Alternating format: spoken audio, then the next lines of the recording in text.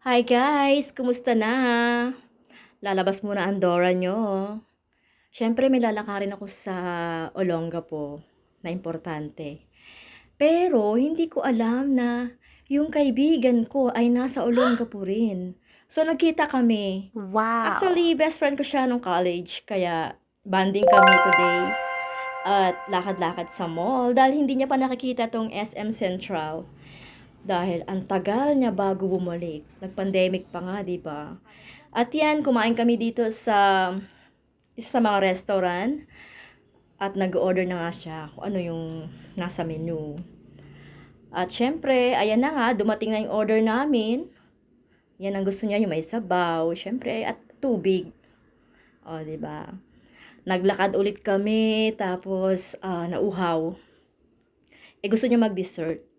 Kaya pumunta kami dito sa isang resto na halo-halo ang in-order namin. Yan na guys, ang in-order namin. Kain muna kami. Bye!